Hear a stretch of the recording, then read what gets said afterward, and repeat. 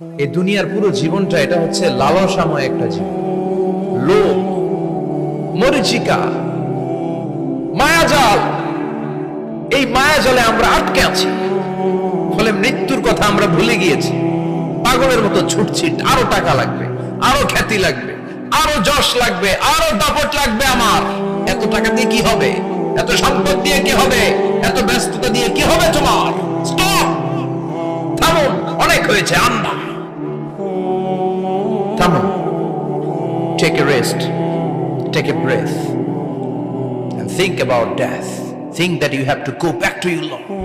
একটু বসেন না, একটু ভাবেন যে আমাকে চলে যেতে হবে, চলে যেতে হবে। এই কোলাহল, এই ব্যস্ততা, এগুলো থাকবে, থাকবো না আমি। সাইয়েদনা ওমর ফারুক বলেছেন, মুতু ক্বাবলা আন তামুতু, মরার আগে একবার মরো। হাসিবু ক্বাবলা আন তুহাসাবু আলাইকুম, তোমার হিসাব নেওয়ার আগে তুমি একবার নিজের হিসাবটা করো না। কাগজ বের করে একটু লিখো না কি কি ভালো কাজ করছিলা, যেগুলো দিয়ে নাজাতের ওসিলা হতে পারে। 1 2 3, আর কি কি আকাম কুকাম করছো দেখো না, লিখে দেখো তোমার অবস্থাটা কি। মরার আগে একবার মরো। মরার আগে খাটের মধ্যে শুয়ে শটান করে চোখ বন্ধ করে একবার মরার ভান করে দেখেন কেমন লাগে। চোখটা বন্ধ করেন আর ভাবেন আপনি নাই, কি কি হতে পারে ভাবেন। আপনার ছেলে মেয়েরা কান্না জুড়ে দিবে, আপনার প্রাণের স্ত্রী বিলাপ শুরু করে দিবে, বন্ধু বান্ধবের চিৎকার আর মাতম, স্থানীয় এলাকার মসজিদে ঘোষণা, অমুক এলাকার নিবাসী অমুক ভাই, অমুকের ছেলে অমুক দুনিয়ায় নাই। সব আত্মীয়রা চলে আসবে, ফেসবুকে স্ট্যাটাস দেয়া হবে, সবাই সবাইকে জানাবে বিকাল 4টায় অমুক হাই স্কুল ময়দানে আপনার জানাজা। ছুটে আসবে, সবাই ছুটে আসবে আপনাকে শেষ বিদায় দিতে, গুড বাই জানানোর জন্য, আল ওয়াদা, বিদায় জানাতে আসবে সবাই। 4 তাকবীর দিয়ে আপনার জানাজা হবে, অশ্রুসিক্ত জানাজায় আপনার বিদায় হবে। কাঠের খাটিয়ার মধ্যে করে কাঁধে তুলে আপনার কবরে নেওয়া হবে। আগে থেকে খুঁড়ে রাখা কবরটার মধ্যে আপনারে বিছিয়ে দেয়া হবে। বাঁশের কচি দিয়ে তার উপরে মাটির চাপা দিয়ে সব চলে যাবে। ভাবেন না একবার চোখ বন্ধ করে, this is the circle of life, this is the nature of life. এটা সবার হবে, আমার হবে, আপনার হবে। এত মায়া, এত ভালোবাসা কই যাবে? কেউ থাকবে না, সবাই আপনার অন্ধকার কবরে রেখে দিয়ে চলে আসবে। উপরে বাঁশের কঞ্চি, তার উপরে মাটির চাপা, অন্ধকার আর অন্ধকার। এই অন্ধকার যেন শেষ হতে চায় না, শুধুই অন্ধকার, ঠিক কিনা? এজন্য আমাদের চলে যেতে হবে। দাদা গেল, চাচা গেল, মামা গেল, আমাদেরকেও যেতে হবে, জোরে কোন ঠিক কিনা? একদিন মাটির ভেতরে হবে ঘরে মন আমার, কেন বন্ধ দালান ঘর, প্রাণ পাখি উড়ে যাবে পিঞ্জর ছেড়ে।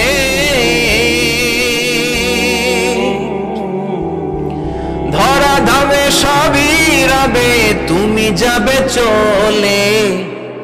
বন্ধু বান্ধব যত, মাতা পিতা যারা সুত, সবই হবে তোমার পরে।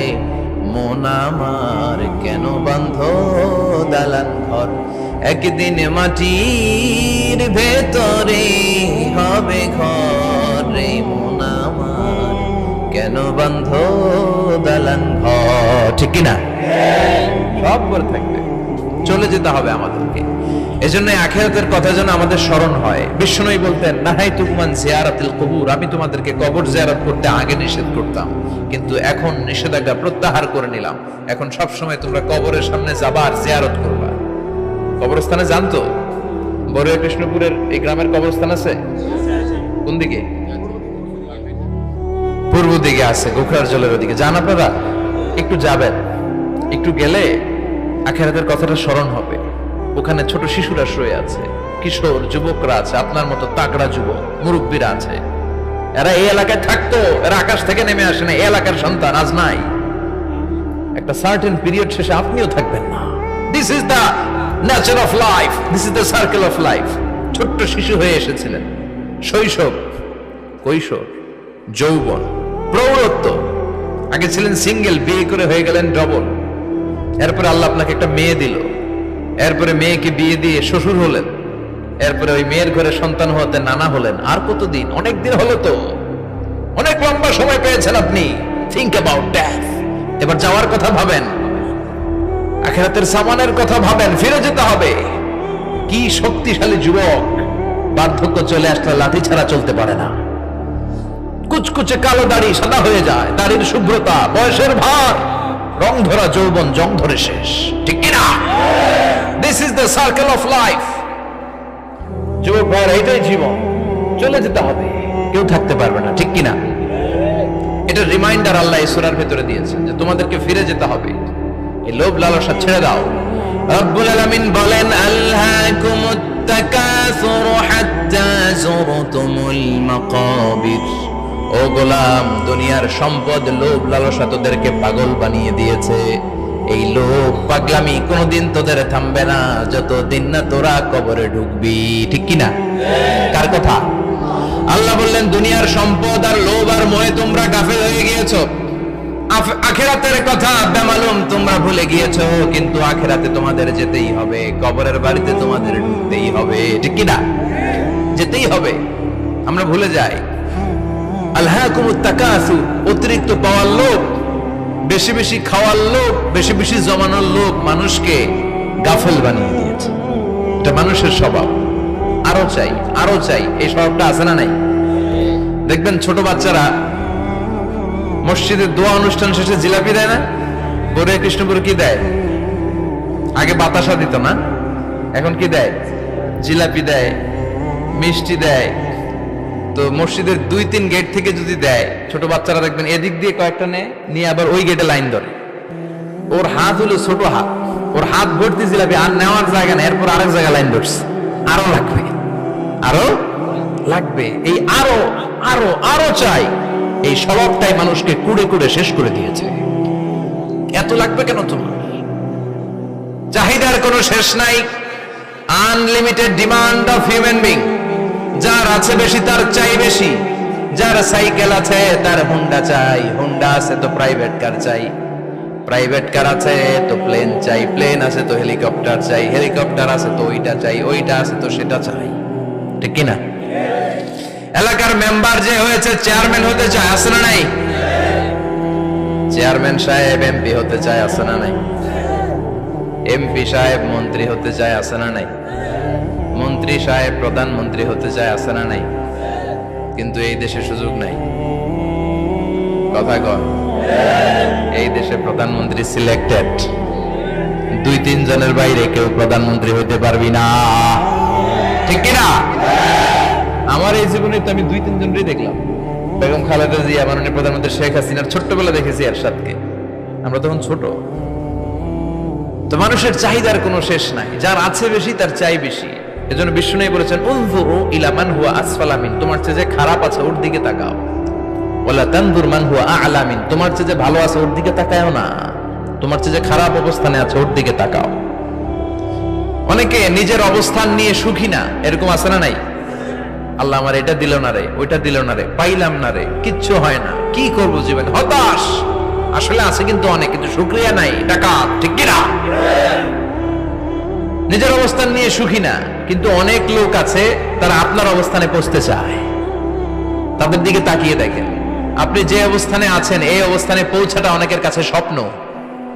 তারা প্রতিনিয়ত সংগ্রাম আর স্ট্রাগল করে যাচ্ছে আপনার অবস্থানে পৌঁছতে, আর আপনি এটা নিয়ে সন্তুষ্ট না।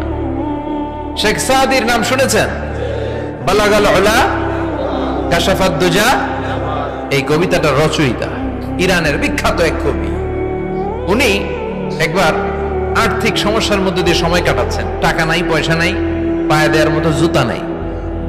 উনি খুব দুঃখ পেলেন, হায় রে, আমি ইরানের এত বড় কবি, আমার পায়ে দেওয়ার মতো জুতা নাই। দুঃখ ভরা মন নিয়ে রাস্তায় হাঁটতে বেরোলেন। হাঁটতে হাঁটতে হঠাৎ দেখলেন একটা লোক শুয়ে শুয়ে কাঁদছে, ওই লোকটার 2টা পাই নাই, পাই নাই। উনি সেজদায় পড়ে গেলেন, আল্লাহর কাছে ক্ষমা চাইলেন, আল্লাহ অনেক দিয়েছো, শুকর আলহামদুলিল্লাহ। এজন্য যেই পরিস্থিতিতেই থাকি না কেন আমরা কি পড়বো? যারা বলেন কি পড়বো? এজন্য কানাতু মিনাল ইসলাম, অল্পে তুষ্ট থাকার নাম হলো ইসলাম। সম্পদ লাগবে কিন্তু সম্পদের পাহাড় লাগবে না, ঠিক কিনা? অল্প খান, অল্প পড়েন, অল্প জামান, অল্পের ভেতরে বরকত ঢুকাইয়া দিছে কে? দেখবেন যাদের সম্পদ অল্প তারা সুখী বেশি, জরিপে এটা দেখা গিয়েছে, অনেক সার্ভেতে এটা এসেছে, যারা সম্পদশালী এরা দুঃখী বেশি, এদের দুঃখ বেশি, টেনশন বেশি। খুব স্বাভাবিক, টাকা যার বেশি রোগ তার বেশি, টাকা যার বেশি টেনশন তার বেশি, টাকা যার বেশি ঘরে শান্তি তার কম। আছে না নাই? ঘরের ভিতরে অশান্তি, ছেলে কথা শোনে না, ছেলে টানে গাঞ্জা, মেয়ে করে পরকিয়া। আছে না নাই? স্ত্রী কথা শুনে না, ভালোবাসা নাই, ঘরটা জাহান্নামের টুকরা। রোগ বালাই, এক একটা হসপিটাল বিল পরিশোধ করতে মাসে 5 লাখ 10 লাখ। আছে না নাই? কিছু খেতে পারে না, ডাক্তার একেবারে ডায়েট মেনু বেঁধে দিয়েছে। Diet, very diet menu. এটা এটা এটা এটা কিছুই খাবেন না, শুধু গরু খাবেন না, খাসি খাবেন না, চিংড়ি খাবেন না, খালি ঘাস খাবেন। ইচ্ছে মতো ঘাস খাবেন, মানে ঘাস জাতীয় যত আইটেম আছে সব খাবেন। শাক খাবেন, সবজি খাবেন, সালাদ খাবেন। গরু, চিংড়ি, মুরগি, গোশত, ইলিশ কিছু খেতে পারে না। তাহলে রোগ বেশি, খাওয়ার মজা নাই, ঘরে সাংসারিক শান্তি নাই, খালি ব্যারাম আর ব্যারাম। ঠিক কিনা? কিন্তু সম্পদের পাহাড় ঘটেছে। আর অল্প যারা খায়, অল্প পড়ে, রিক্সাওয়ালা, কুলিওয়ালা, অল্প বেতনের চাকরি, কিন্তু হক হালালি মেনে চলে, দেখবেন শান্তি আছে অনেক। হ্যাঁ, বাসা ভাড়া দেয়, ফ্যামিলি চালায়, বাচ্চাদের স্কুল বিল, এরপরও মাস শেষে 1-2 হাজার টাকা হাতে থেকে যায়। আর ওর প্রতি মাসে 10 কোটি টাকা ইনকাম, তারপরও ব্যাংকের ঋণ আছে না নাই? সুখ কারে বলে? কিভাবে আপনি সুখকে ডিফাইন করবেন? সুখ তো টাকায় কিনা যায় না, শান্তি টাকা দিয়ে হয় না, শান্তি দেওয়ার মালিক কে? শান্তি আছে অল্প খেয়ে শুকর করার মধ্যে, শান্তি আছে আলহামদুলিল্লাহর মধ্যে। চিল্লায় বলেন ঠিক কিনা? এজন্য অল্প খাবো, অল্প পড়বো, অল্প জামাবো, অল্পের ভেতরে বরকত দিয়েছে কে? দেখেন, ধনী ভাইরা খেতে পারে না, কিন্তু রিক্সাওয়ালার কি সমস্যা হয়?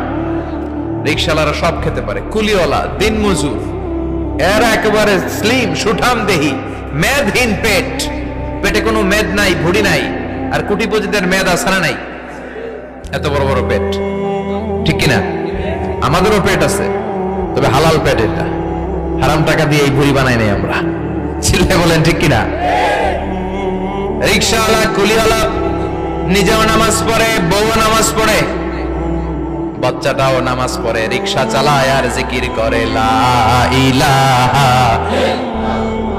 আসসালামু আলাইকুম প্রিয় দর্শক, প্রতিদিন ইসলামিক ওয়াজের ভিডিও পাওয়ার জন্য আমাদের চ্যানেলটি সাবস্ক্রাইব করে পাশে থাকা বেল আইকনটি বাজিয়ে রাখুন। ধন্যবাদ।